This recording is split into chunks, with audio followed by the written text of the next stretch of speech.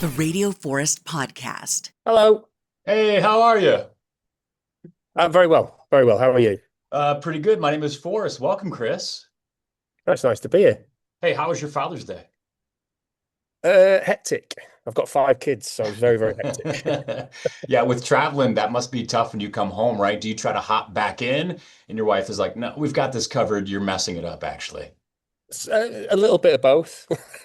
Yeah. A little bit of both. Everything was all right till you came home. Yeah. We have a system. Stay out of Yeah, it. Yeah, yeah. Everything's fine. You've just ruined it. yeah. Yeah.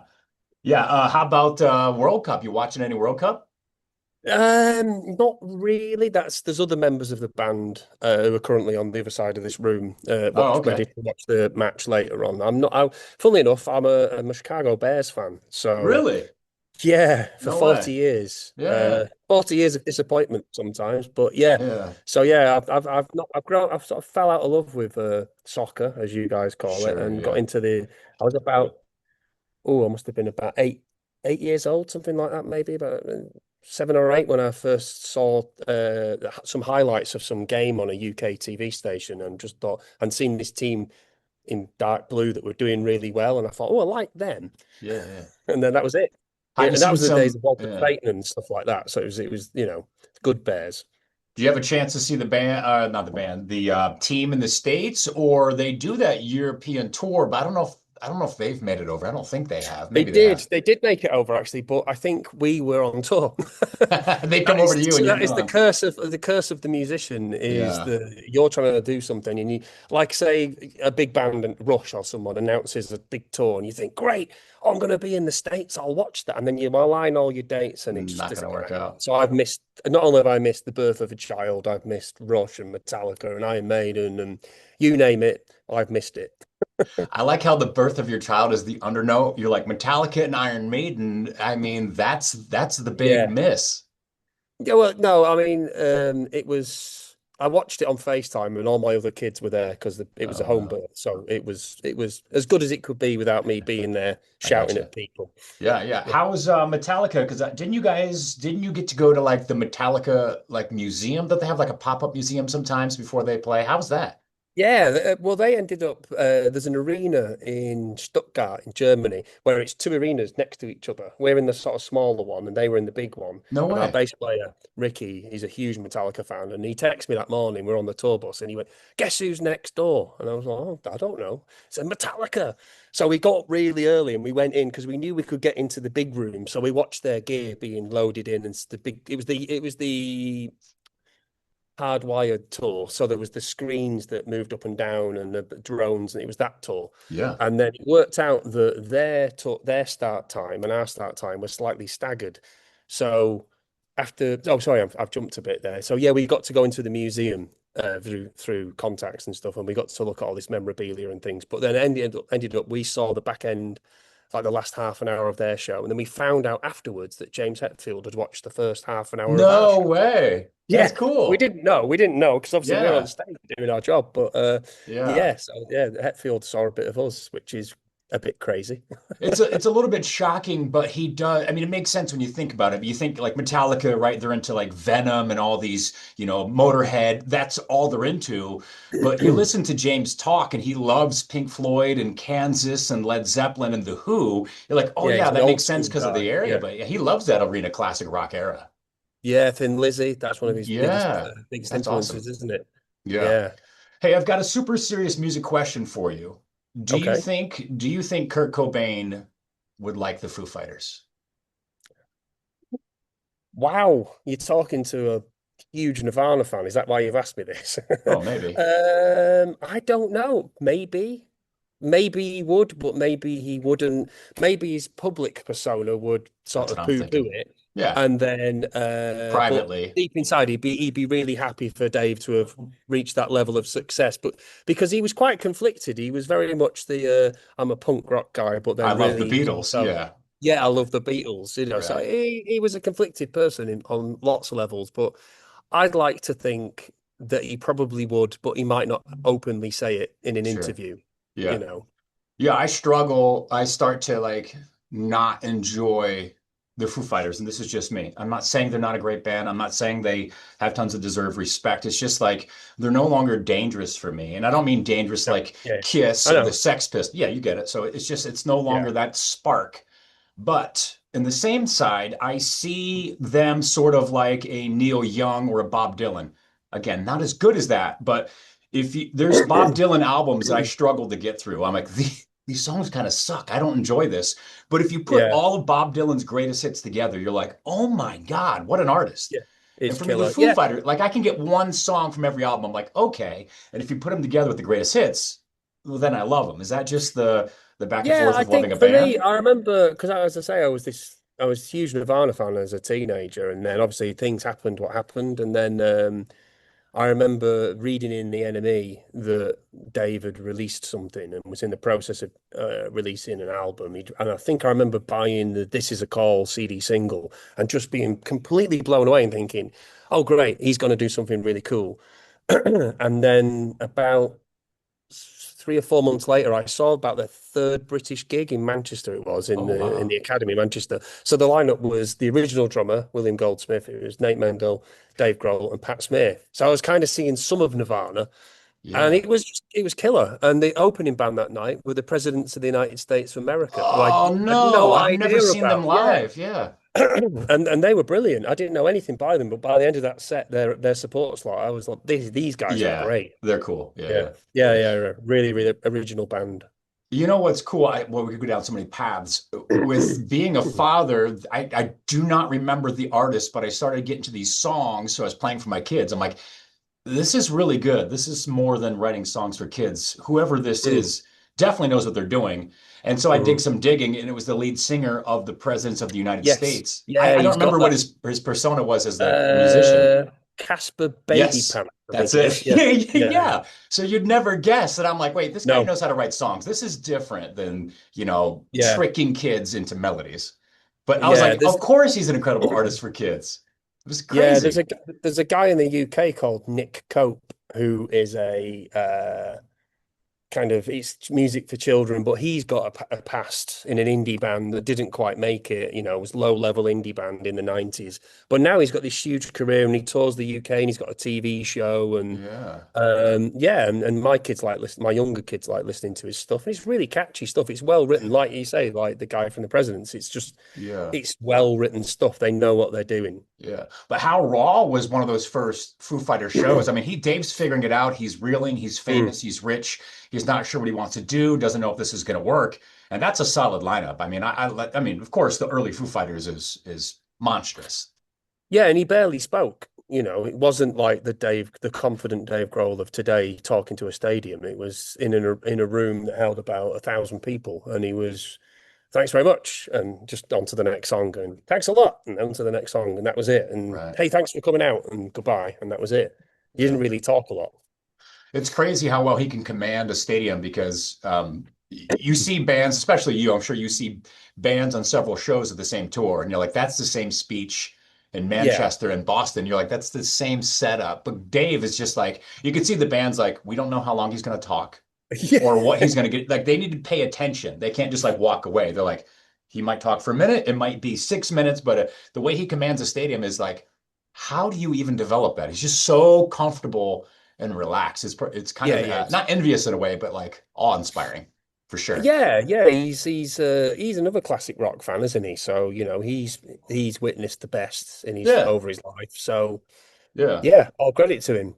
yeah. Not to keep going off, not talking about Pink Floyd, but I'm gonna say we've when not he spoken about did, Pink Floyd yeah. yet. Hey, we never talked about Pink Floyd. I'm like, oh, that's what I forgot. But Yeah. when they did that tribute to Hawkins, I was like, there's no Soundgarden. Like he had maybe the drummer from the Red Hot Chili Peppers, but it was no 90s bands. It was like Mm. Joe Walsh was there, Hart was there. It was like he invited all the classic rock artists, which I thought was like the coolest thing I'd ever seen.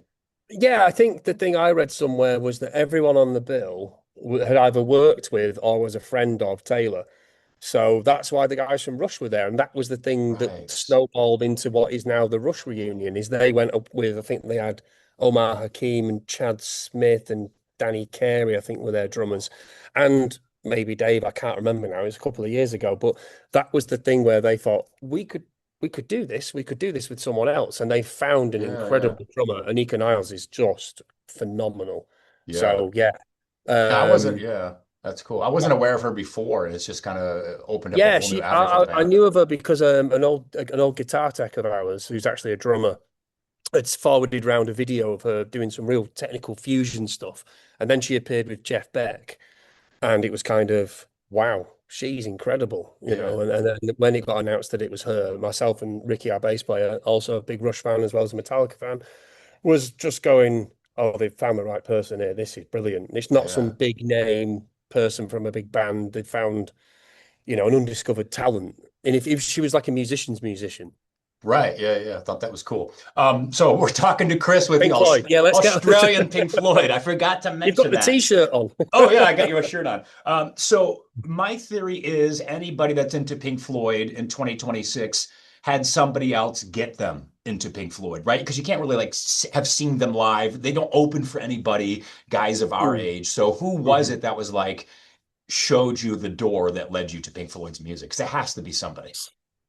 Well, that was and my older brother. Basically, we shared a bedroom, and he and I had been left. We had a relative live with us, and he left his record collection, and was sifting through. I was about 6, 7 at the time, and he's pulled out this record and put it on, and Arnold Lane starts, and I know this is catchy.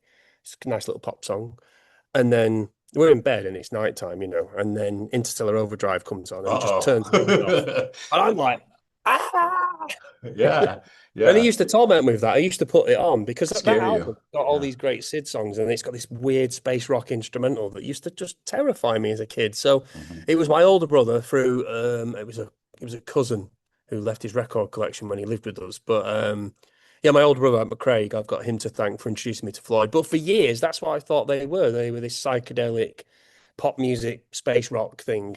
And then when I was a teenager, I saw the Pompeii concert, you know, with echoes and set the Yeah. controls out. So, and I was sat there thinking, well, Wait, when are they going to play you saw again? this live, not the No, recording? no, no, What? no, no, no, no. It was on the TV. It was just on Okay, the gotcha. TV Okay. one Yeah, night. yeah. I just stayed up late and it's a Pink Floyd, and I thought, oh, see Emily play and bike and stuff, and then it starts and the camera's slowly panning into this Is amphitheater. it, sorry to interrupt. Is that the empty arena? Is that the old school 70s? Yes, yeah, Okay, yeah, yeah. All yeah. right, go ahead. 19, Yeah. Okay. yeah, they filmed it in late 71. It came out in Yeah, that's 72. okay. So Yeah, anyhow, so it zooms that was in. Yeah. yeah, and I was like they started playing echoes, and I was just completely as soon as it got to the solo, because they had these nice vocal harmonies, got to the solo and then kicks into the doo-doo, doo-doo, and the camera's going around all the gear, and I'm a total gear nerd. I'm like, Oh my whoa, God, it's look at all so this, you cool. know. Yeah, yeah. Yeah, and that was it. At that point, I think the following weekend I went out, found the album that this song Echoes was on, which is Medal, and bought that,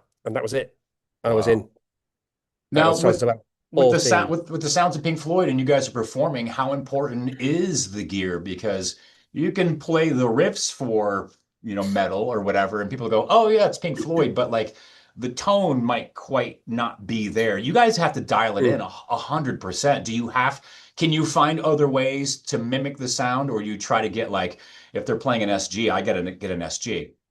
Yeah, I mean, there's two schools of thought which sort of in like a Venn diagram way meet in the middle, which is so from the guitar's point of view, one of our guitarists, Dave, has a lot of like a 1963 Strat or a 1959 Les Paul Junior or whatever it needs to be. Um, with certain pedals into a couple of valve amps, and they're controlled by a pedal board. And that's you are talking to the singer here. I don't know all this equipment, but Sure, yeah. then the other side of the stage there's Luke, whose equipment is more based around a Kemper setup. So there's modulation and replication from a digital source, and also a trays and trays of pedals. So there is a kind of you've got to compromise because you can't take, say, for instance, a Binson Eckerek on tour, the old tape delay you used to see Floyd using, because that wouldn't last 2 minutes in the back of in a case in the back of a truck going across the road, you know, on tour.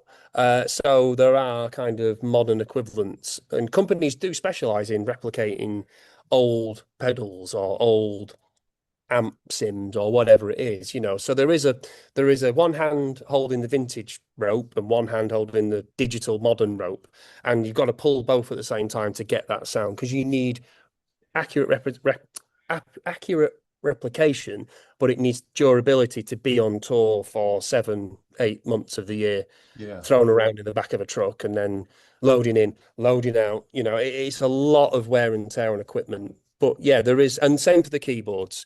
You can't have all those old synths. They just won't. No. A Yeah. Mellotron or whatever. So there's modern equivalents and things with laptops with simulators and stuff. And a lot of bands, excuse me, a lot of bands operate that way just to make things affordable, Sure. and we can do as many gigs as we do. But there has to be a black Strat, right? You can't play a flying V. I mean, Oh like no, you no, said, yeah. there's a diagram. There's got to be a compromise of like, we There's a got to lot show of up at least Strats. with the black, yeah, a lot of There's a lot of Strats. Strats and a lot of Telecasters and Yeah, that kind of thing. And when we're doing some SID stuff, there might be either a Telecaster or Dan Electro, just depending on sure. Or for instance, Ricky will use a Rickenbacker bass when he's playing the early SID stuff to get that early Roger Waters Yeah. bass sound. So Yeah. Well, yeah. you sing an Australian Pink Floyd show, but you're a guitarist too, right? And a drummer, right? You've played multiple instruments. Is it tough to just focus on vocals, or is it kind of nice, right? Because you're a guitar guy too, right? Yeah, it was very, very I joined at the end of 2015, and for quite a long time it felt naked on stage without an instrument. I do play guitar at the end of Your if we hands do just start coming up to your comfortably face. enough. No, I'm not I'm doing just any of kidding. this. I'm not no air grabs, but just kind of stand and hold onto the mic stand and don't panic. But yeah, it is that thing of if we've got, say, I play a high strung acoustic because on the wall, any tracks that had like Mother, Hey You, that kind of thing, Gilmore overdubbed this high strung acoustic tuned a certain way. So I play those parts. Okay. And it just adds an extra color / texture. I was going to do it on Hey You, but singing Hey You and trying to do that arpeggio at the start was just too much. So Dave's doing it. Yeah. So yeah, it is a little bit frustrating, when you can play all the instruments, but you sing for a living. But it's, where else am I ever going to get to do this at this level? Sure. I've followed this band for a very long time, and it took a long time to get in the band, and I've been in it 10 years now, and it's the greatest job. It sounds like a cliche, but we are a dysfunctional family touring the world in a couple of tour buses, and we just all met up at this airport hotel to go out and play a festival tomorrow in Lyon in France, and it's like bumping into an old family member. You're like, oh, how's it going? How's the kids? Oh, how's such a body? And how was your flight? And so it's not just a bunch of hired guns. This is just Sure. it is a small family touring round. Yeah. It's a very tight unit. It's great. It is your other family away from home. So how do you get in? You said you tried for a while and it wasn't easy. How does that happen? So my introduction to the band came from, I went to see them in 1999 with my then girlfriend, now wife. And years later, I set up a kids' music workshop, a bit like School of Rock, kind of put your finger there, you got a chord, that kind of thing. And one day, our drummer, Paul, walked in because his daughter was one of the pupils, but I didn't know he was on tour at the time when she first turned up. She turned up with her mum.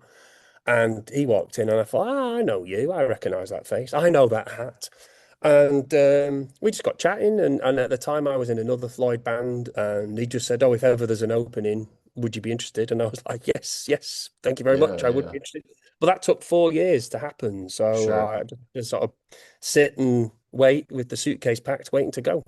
So did you think like, hey, maybe the singing thing is open, or you're teaching guitar and playing guitar, or you're like, yeah, I'd love to come play guitar with you guys, or was that also another conversation? Well, I played guitar and sang for this other Floyd band, but I knew that the two guitarists, there was Steve, the founder member, on one side of the stage, and Dave were both incredible guitarists. And I thought, well, they're not going to want me to take over on guitar.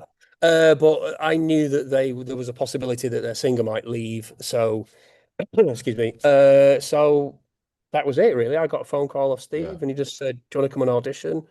I auditioned, and here I am. Very cool. And you're going back to flipping through the records as a kid. How's your record collection? It's pretty extensive, right? Don't you have a pretty good record collection? I do, yeah. That's my when bands go on tour and people think, men on tour, they get up to all kinds of what you'll find me record doing stores. I'm in a record shop looking for a Smiths album or whatever, or a Soundgarden album or something like that. Yeah, that's my vice really. I don't really drink on tour. I don't do anything else of that nature on tour because you've got to look after this thing. And Sure. so yeah, I live like a bit like a monk on tour, very Yeah. boring life, but treat myself to records as a vice. I ran into a guy over the weekend, had a Zeppelin shirt on, and he was like, "Oh, hey, my grandfather had a Zeppelin 4 misprint, and I have All that right. now." And I was like, "Whoa, so do you have anything rare Mm. that you stumbled upon or that you've ended up purchasing, maybe cost a little bit more or is worth a little bit more now?" Mm. Because when you get into that field, there's, original pressings or alternate Yeah, yeah. covers. I mean, I'm just trying to think. When I first started collecting records, I'd buy secondhand and stuff like that, and then I had this and it goes against a lot of people as record collectors sort of ways of thinking. They got to a point about 6 years ago where on Christmas Day, when I'd been bought some records by my kids, I was like, yes, and I put this on. And the record player broke, and I just went, right, that's it. I'm going to buy and I went and I ordered a very expensive record player for me and said, that's it. I'm going to get rid of all this secondhand crap and I'm just going to buy new pressings because I don't want to. I've had all those years of cracks and pops and Yeah, scratches so and the all that. only the only things I've kept for sort of sentimental reasons is my late mum's Beatles albums. I've kept Oh, those, yeah, and everything else is new pressing. So nothing really rare unless it came out on Record Store Day. But sure. I did used to have like Italian pressings of Lamb Lies Down on Broadway and Obscured by Clouds, the Floyd album, and I did have a. It wasn't the first pressing of Dark Side. I think it was. So it wasn't the triangle wasn't solid. It was the first where it wasn't solid. So it's not super rare, but Right. it came with all the bits. And I bought that for 20 pence at a charity shop. Oh, wow, that's pretty cool. Yeah. Yeah. I'm kind of But like I you. sold it when Yeah. I sold everything. I sold all Yeah. my secondhand stuff. So yeah. That's kind of cool. I completely understand. Hmm. Kind of last question, I'll let you go. I know you started playing drums pretty young, right? Weren't you like Yeah. 3 or 4? How does a, Yeah. I mean, is that just like I had a stick and I banged on drums, or you legitimately were like learning rhythms at 3? Well, my dad was a drummer. My dad's a musician, so he was a drummer originally. He then became a bass player. But I remember there was bits of like drumsticks and cymbals around the house, and I can remember playing on chairs and things. And then I got a drum kit when I was about 15, learned to play properly, although some would argue differently.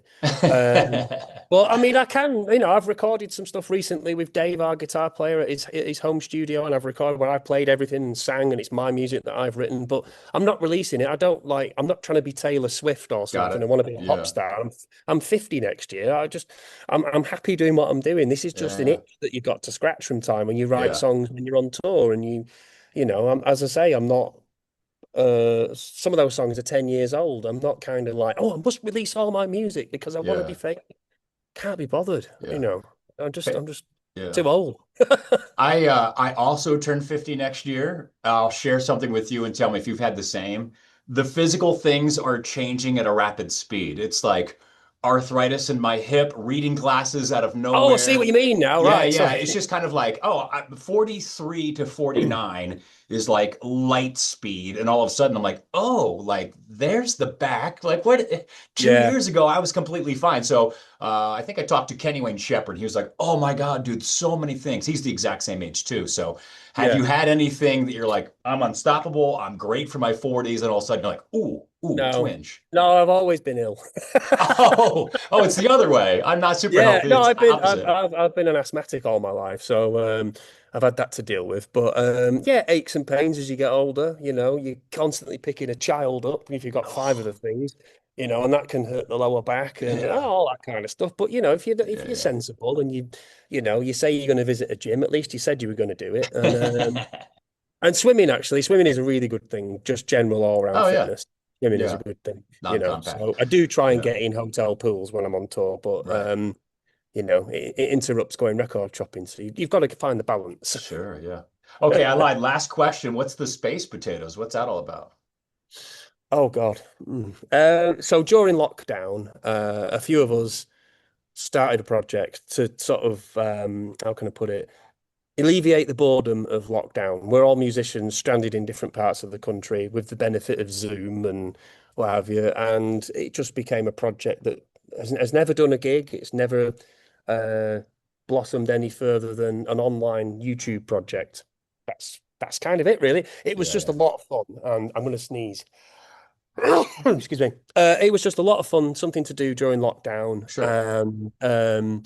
It's fun to look back on because those were some dark days. And a friend of mine once said, the good thing about what you've done is you've brought some happiness to a few people who can have a laugh at your expense, not taking yourselves too seriously, and writing parody Britpop songs. So that was what Space Potatoes was in a nutshell. Very cool. Just, it was either that or, become an alcoholic. Yeah. Or which I triple kind of your did as well. yeah, or triple your record size. Yeah. Well, money was tight, so that didn't Sure. really happen. Makes sense. Well, it's Chris Barnes. The Australian Pink Floyd Show is coming to Idaho July 31st, Outlaw Field, Idaho Botanical Garden. And Chris is one of the many vocalists in the group, but just singing up there and maybe a little bit of acoustic guitar now and then. So, Chris, we appreciate it, man. Thanks for the chat today. I'll send a note to management. Sometimes we take bands around and go record shopping. So we've got a real good relationship with a couple of record stores. We can do a private thing and shut it down, or we can invite a couple of listeners, but it's a ton of fun because the way that started is I wanted to know what bands were into. And I thought if I could walk behind them when they're record shopping, they'd be like, oh, I got to have this. Or my friend was in that. So I'll get something together. What a fascinating concept. Well, to give you an outline, I mean, there are about 3 of us, maybe 4 of us in the band who are record collectors. And between us, it can be anything from Frank Zappa to Rammstein to Miles Davis to Stereolab. There you go. Right. There's some names just off the top of my head. Sure. Yeah. Well, I'll look forward to it, man. We'll see you in July when you come to Idaho, and good luck to your Bears this year, I guess. Oh, yeah. Well, yeah. Fingers crossed. Yeah. All right, buddy. I'll talk to you later. All right. Thanks very much for having me on. Cheers. Bye-bye. Bye-bye.